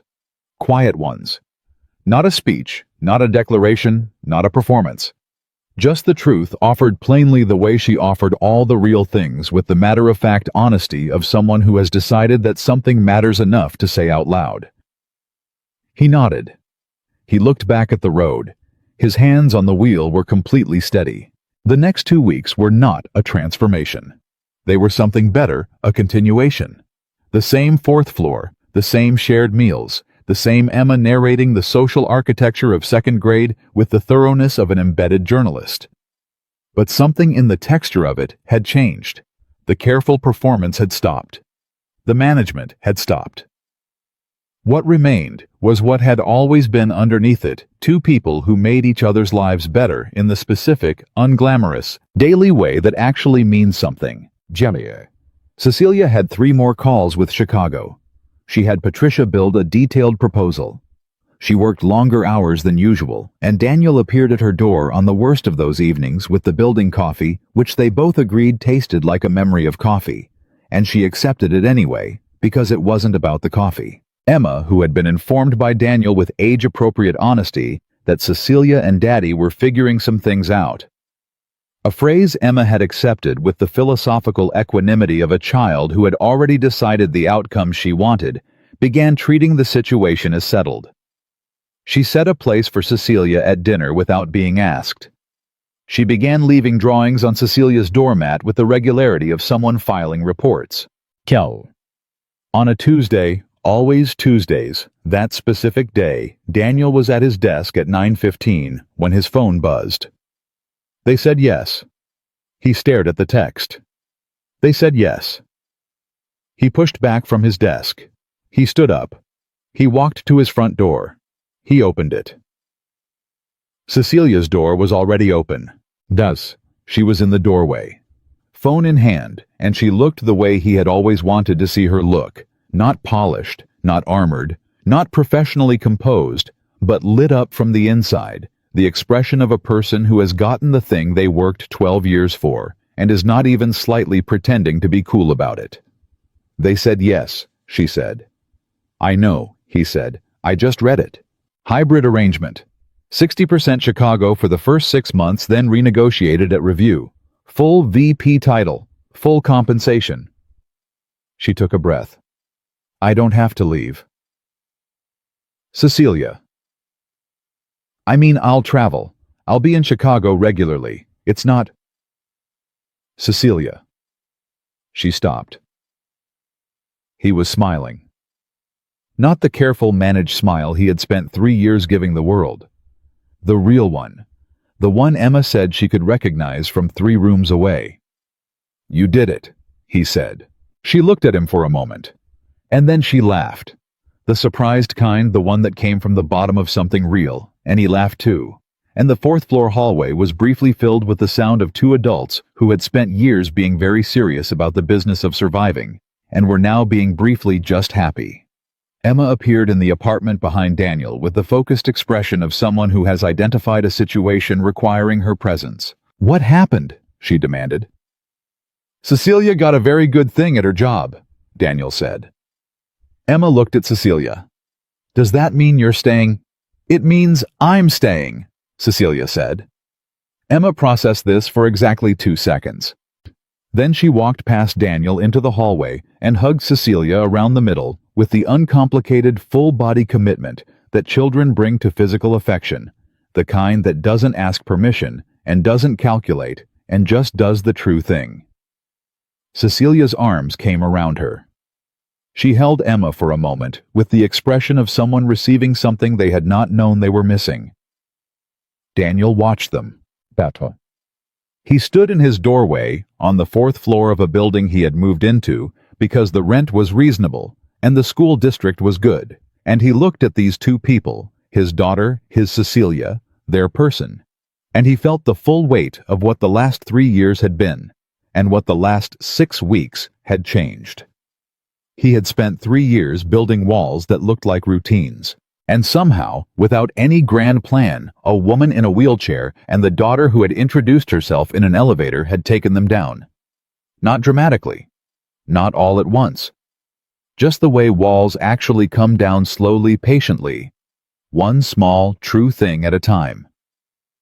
That Saturday, they made breakfast together.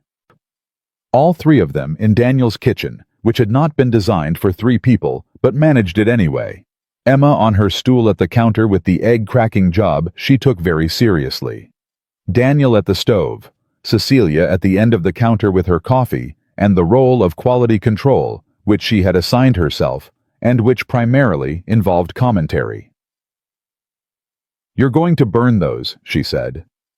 "I'm not going to burn them," he said.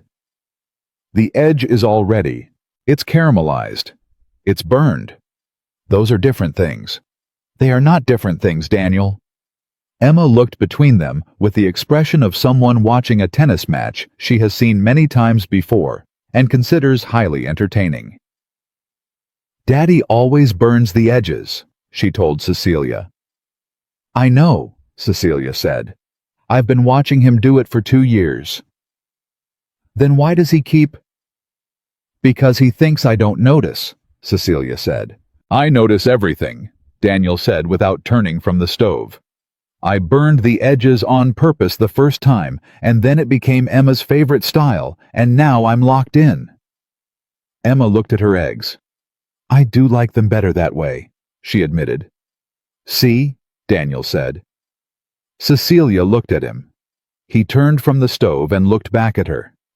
The kitchen was warm and loud with the sound of the eggs, and Emma asking if she could crack another one, and the morning coming through the windows the way mornings do when you are somewhere you are supposed to be. "You did that on purpose," Cecilia said. "Parenting is mostly theater," he said. She shook her head. She was smiling. The real one. He turned back to the eggs. He was smiling too. Emma cracked a 3rd egg. She did not need to crack a 3rd egg, but no one stopped her and announced that when she grew up, she wanted to be a chef, in addition to an astronaut veterinarian. And the morning moved forward the way good mornings do, in the ordinary, irreplaceable way of people who have decided, without announcement, that this is where they belong.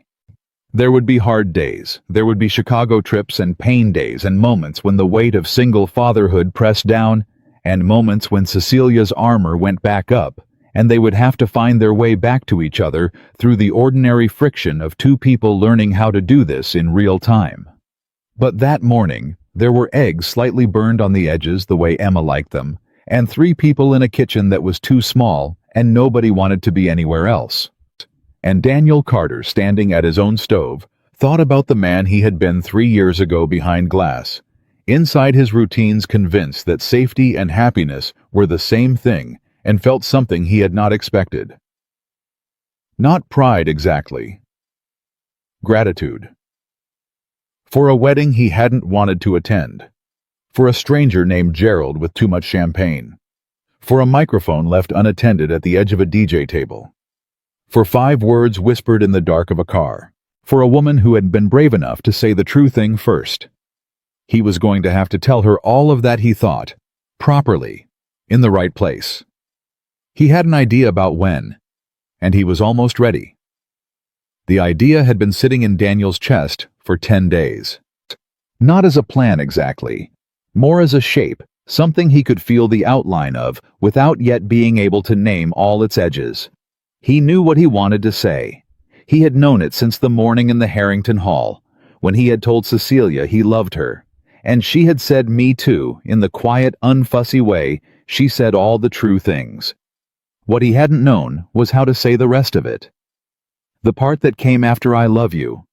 The part that was bigger than the moment they were standing in. He thought about it while he drove Emma to school. He thought about it during conference calls that required less of him than he gave them credit for. He thought about it lying in the dark at 11 at night, listening to the building settle around him, knowing Cecilia's light was still on across the hall because he could see it under his door. He thought about what she had told him, about the accident, about the ex-boyfriend, and the way he had left with sorrow in his face, like she was a burden he had tried and failed to carry. About 5 years of armor, about the loneliness of performing strength so convincingly that no one thought to look underneath it. He thought about Emma's drawing, Cecilia, our person. He thought about what it meant to make a promise to someone who had learned not to trust them. It would have to be exactly right. Not grand for the sake of grand, not a performance. Something true said in the right place at the right time, in a way that she would understand was not a gesture, but a declaration, the kind you say once and mean for the rest of your life. On a Thursday evening, 9 days after the Chicago call, he knocked on Mike Bellamy's door for the second time. Mike opened it, took one look at Daniel's face and said, "Come in, I'll make coffee."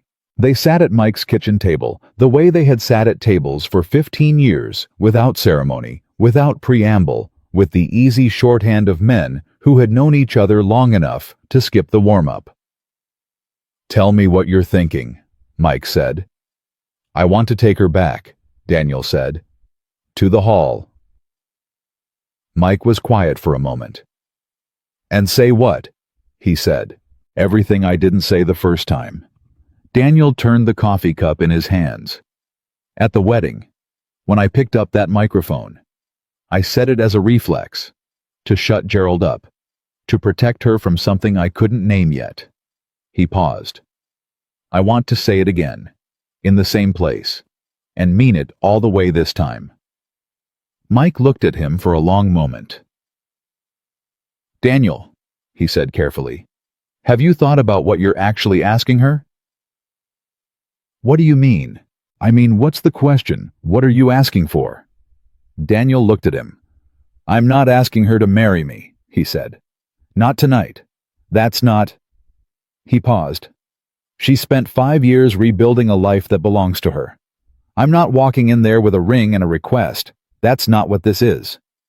"Then what is it?" Daniel thought about it. He thought about what Cecilia had said in her kitchen. "I don't want to need someone and then lose them." He thought about what he had said. "I don't want to spend the rest of my life being safe." He thought about the parking lot and the pasta and the drawing and the long, slow accumulation of small, true things that had built something neither of them had been looking for. "I want her to know," he said, "that I'm not going anywhere. Not as a promise I can't prove. As a statement of who I am and what I want and what I'm willing to be." He looked at Mike. "She has spent 5 years waiting for people to leave. I want to tell her that I've been paying attention, that I see her, not the chair, not the armor, not the performance. Her. And that she's changed something in me that I didn't know was broken." Mike was quiet for a long moment. Then he picked up his phone. "I'll call the Harrington tomorrow," he said. "Same room, same lighting. You'll have it for 2 hours." He paused. "Don't waste it." "You said that last time," Daniel said. "And I'm saying it again," Mike said. "Because last time you got 3/4 of the way there and needed 6 more weeks. This time, finish it." Daniel nodded. "One more thing," Mike said. "What?" Mike looked at him with the expression of a man who has known someone long enough to say the uncomfortable thing. "She knows you love her. She's known for a while, I think. What she doesn't know is whether you love her the way people love things they're not afraid to lose carefully from a distance, or whether you love her the way that means something. The kind where you show up on the bad days and you don't make her feel like work." Daniel said nothing. "She's been managed by people who loved her," Mike said. "Pitied by people who loved her. Left by people who loved her.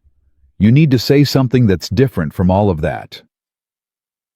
"I know," Daniel said. "Do you know how—" Daniel thought about the parking lot, about the way he had sat on the curb and she had just stayed, about the years he had watched her without being able to name what he was watching for. "Yeah," he said. "I think I do." He told Cecilia on a Friday morning, the same casual way he suggested most things over coffee in the hallway between their two open doors, while Emma's school bus was still 8 minutes away. "I want to take you somewhere tonight," he said. "Where?" she said. "The Harrington." She went still. She looked at him over her coffee mug with the expression she wore when she was reading a situation with more care than she was showing. "Why?" she said.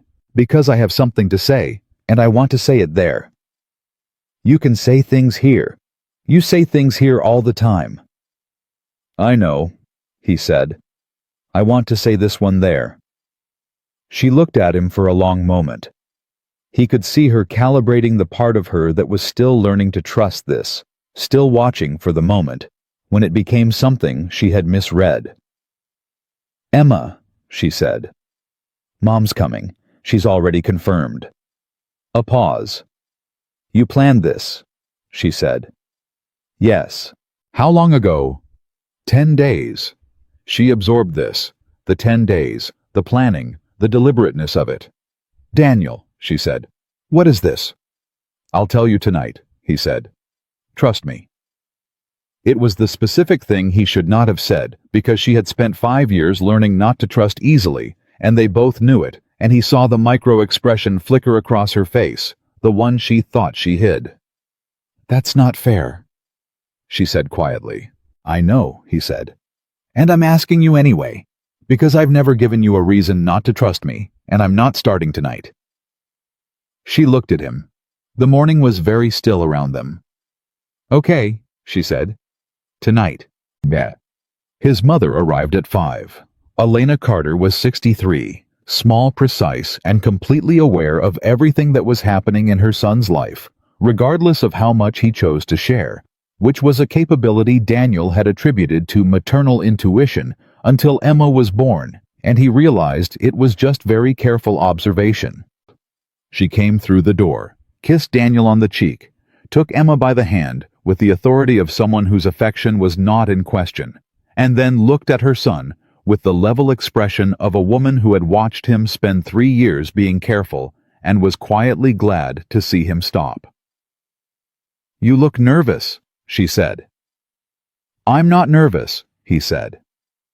"You've been checking your phone every 4 minutes since I arrived." "That's—" He put his phone in his pocket. "I'm fine." "Good," she said. She patted his arm once. "Go. Don't overthink it." "Mom." "Daniel." She looked at him. "You've been overthinking things since you were 11 years old. You overthought your first job. You overthought buying this apartment. You spent 6 weeks overthinking a woman who was sitting across the hall." She tilted her head. "Stop. Go." He looked at her. He picked up his jacket. He knocked on Cecilia's door at 6:45. "Jai." She opened it in a dark green dress he had not seen before. She had done her hair differently than usual, not the businesslike pinned style, but something softer, which meant she had taken time with it, which meant she understood that tonight was something even if she didn't know exactly what. She looked at him. He looked at her. "Ready," he said. "No," she said. "Let's go, Ed." The Harrington was the way it had been the second time he'd been there. Held breath, lower light, the quality of an empty space between events. Mike had arranged the same room, the same orientation, a few low lights and nothing else. No staging, no decoration, just the room. They came in together. Cecilia stopped in the same place she had stopped before taking in the empty hall, and he watched her orient herself the same small unconscious mapping she always did, in spaces cataloging the room around her. Then she looked at him. "Okay," she said. "We're here." "Yeah," he said. He stood in front of her. Not above her, he crouched down the way he always did when it mattered, and it put them at eye level in the empty hall, and she looked at him with the unguarded expression she had stopped trying to hide from him. "6 weeks ago," he said. I said something into a microphone, and I want to say it again. She was very still. I said it as a reflex, he said, to protect you from something I was too slow to understand. And you heard it, and you held it for the whole drive home, and then you said the truest thing I've ever had someone say to me in the dark when you thought it was safe. He paused.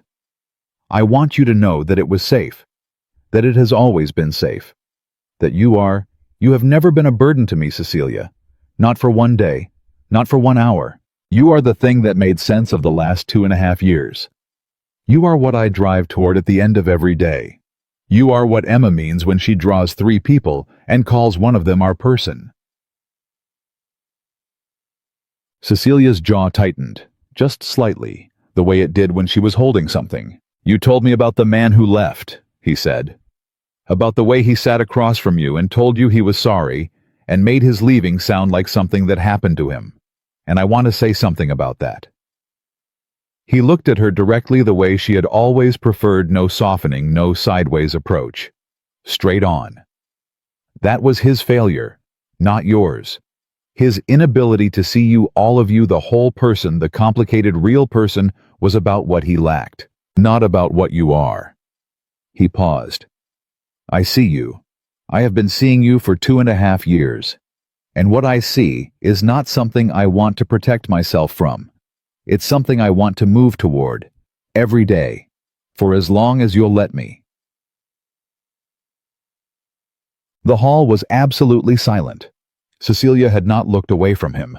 Her hands in her lap were not still. He straightened up. He reached into his jacket pocket. He brought out a small piece of paper folded slightly worn at the crease, the kind of worn that comes from being refolded several times. Emma helped me write this, he said. Not she doesn't know what it says. She just helped me figure out what was true. Because she's 7 and she doesn't have the instinct yet to talk herself out of the true things. He opened it. He read it. Not performing, just reading the way you read something you mean. Cecilia Hart, he said. You are the most competent, most infuriating, most extraordinary person I have ever shared a building with. You helped my daughter with geography when I was 45 minutes late. You stayed in a parking lot when I was losing my mind. You showed up with ginger tea when Emma was sick, and you didn't make it a thing. You cried in my kitchen, and I loved you more for it than I had for the 2 years before that. You negotiated a hybrid VP arrangement in 47 minutes, and I was genuinely impressed, and also a little intimidated. You are the reason I stopped hiding behind my routines. You are the reason I know what it feels like to come home to something worth coming home to. He looked up from the paper. And I said something 6 weeks ago that I want to say again. In this room, as a real thing. Not a reflex, not a joke, a real thing. He folded the paper. He put it back in his pocket. He looked at her. You're my wife, he said. Not a proposal, not a question. A statement, the same words, the same quiet certainty, the same voice that had spoken them into a microphone 6 weeks ago in this same room. Except this time there was no audience, no Gerald, no misunderstanding to correct. Just the two of them. And the truth. Cecilia looked at him for a long moment. He watched the expressions move through her face, not the managed ones, the real ones, the sequence that happened when she had stopped editing herself. Surprise even though she had half expected something. Pain, the good kind, the kind that comes from something reaching a place that has been closed for a long time. And then slowly, the way ice gives in spring, not all at once, but undeniably something that was not armor and was not performance and was not the careful competence she showed the world. Relief.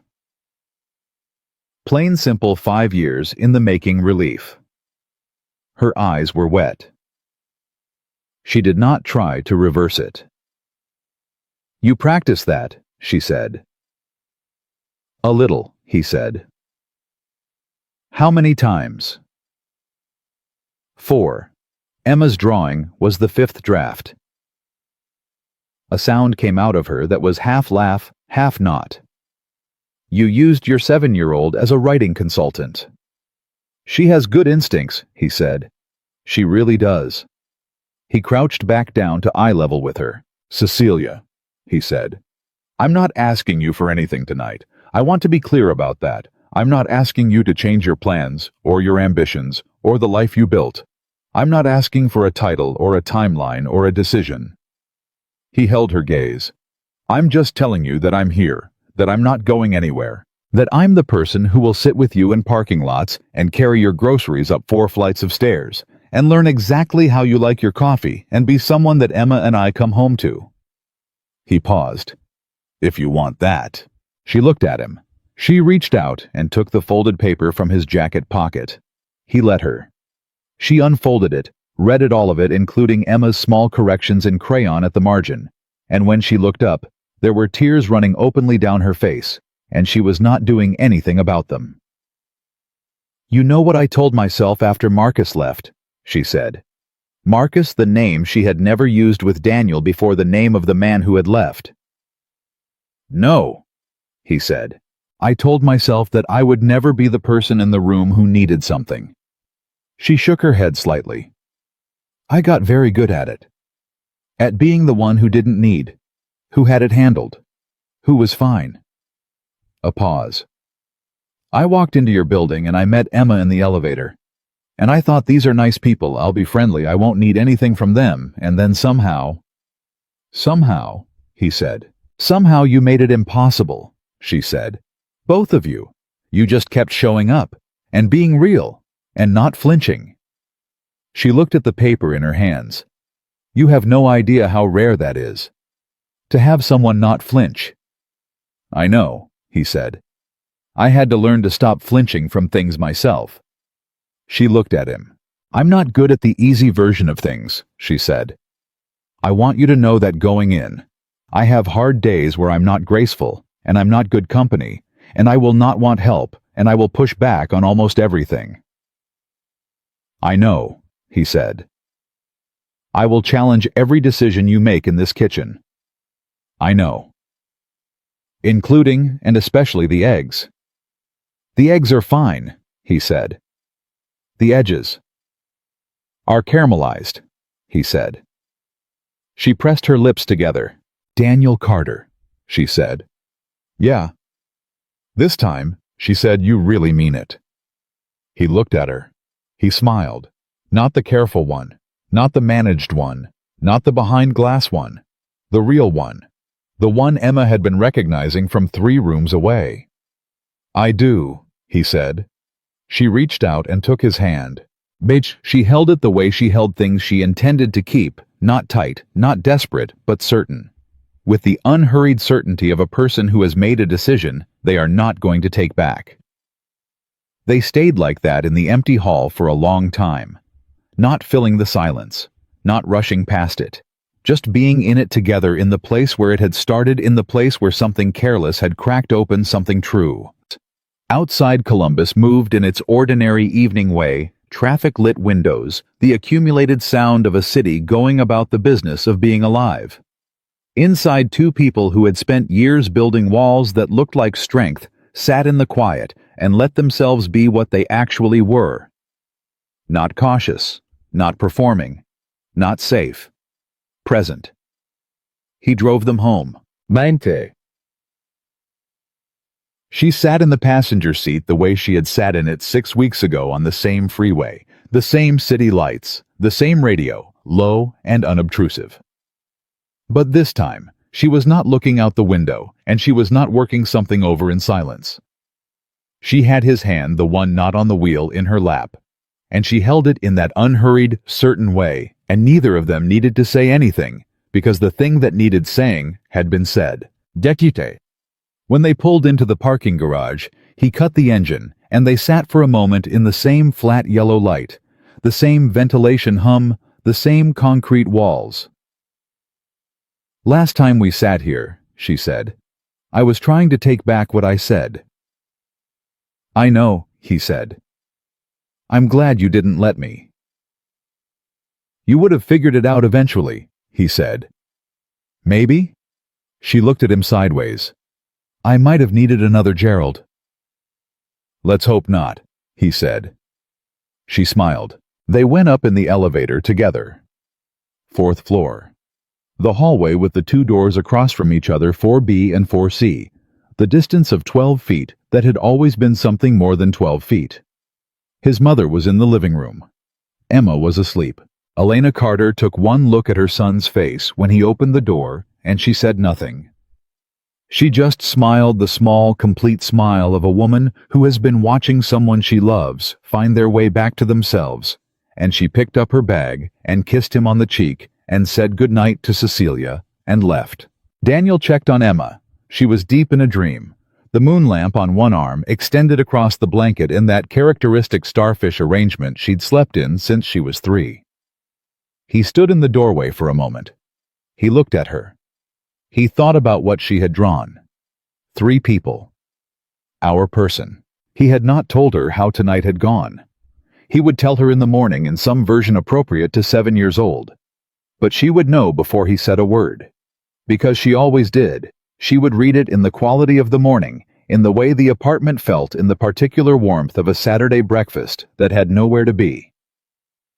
He came back to the kitchen. Cecilia was still there. She had her jacket off. Her coffee, the good coffee from a thermos she had apparently brought without telling him, was on the counter. She had her reading glasses pushed up on her head, which meant she was comfortable, which was its own specific language. "You should sleep," he said. "I'm not tired," she said. "It's almost 10. "Daniel, I'm a grown woman. I know what time it is." He smiled. He sat down at the kitchen table. She moved to her spot across from him, the usual spot, the one she had claimed without ceremony 2.5 years ago, and she set her coffee down and looked at him over the top of it. "I called my mother this morning," she said, "before the hall." "Yeah." She said. Cecilia paused. "She said she'd known for a year, that I was in love with you. She said she was waiting for me to figure it out." He raised an eyebrow. "Beverly knew before you did. Beverly always knows things before I do, and I find it deeply irritating," Cecilia said. "But yes." "I like Beverly," he said. "She likes you. She told me you sounded like a person who showed up for things." Cecilia paused. "In our family, that's basically the highest compliment." He was quiet for a moment. "Do you want to call her?" he said. "Tell her how it went." Cecilia looked at him. Something moved across her face, something quiet and deep, the kind of feeling that doesn't have a clean name, but that both of them recognized because it had been building in both of them for a long time, and it had finally tonight found its level. "Tomorrow," she said. "Tonight, I want to just—" She looked around the kitchen. His kitchen. Their kitchen in every way that mattered. "I want to just be here." "Then be here," he said. She nodded. She took off her reading glasses and set them on the table between them, the small gesture she made when she was done performing and done managing, and was just herself, just Cecilia in the kitchen she had wandered into 2.5 years ago, and never quite wandered back out of. They sat together at the table in the quiet. In no work, no decisions, no Chicago, no deadlines, no armor. Just the ordinary, extraordinary texture of 2 people who had stopped being afraid of what they were to each other. Later, when she left for the night, and he stood in his doorway, watching her go to 4C 12 feet that were no longer 12 feet, but everything, she stopped at her door and looked back at him. "Daniel," she said. "Yeah." She looked at him for a moment with the unguarded expression that was the realest thing he had ever seen. "Good night," she said. But what she meant was something much larger. He heard all of it. "Good night, Cecilia," he said. He watched her door close. He stood in his own doorway for a moment. He was not behind glass. He was not careful. He was not performing safety. He was just a man who had stopped hiding and had found waiting on the other side of his own fear. Something he would have told himself was too much to hope for a family.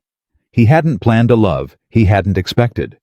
And a woman who had been brave enough to say the true thing first, in the dark of a moving car, so that he could find his way to saying it back in the one place where everything had started. He closed his door. He went to bed. He slept better than he had in 3 years. And somewhere across the hall in apartment 4, Cecilia Hart lay in the dark of her own quiet life, the life she had built, room by careful room, from the wreckage of everything she had lost, and for the first time in 5 years, she did not feel the shape of all she was missing. She felt only what she had, and what she had was enough. More than enough. It was everything.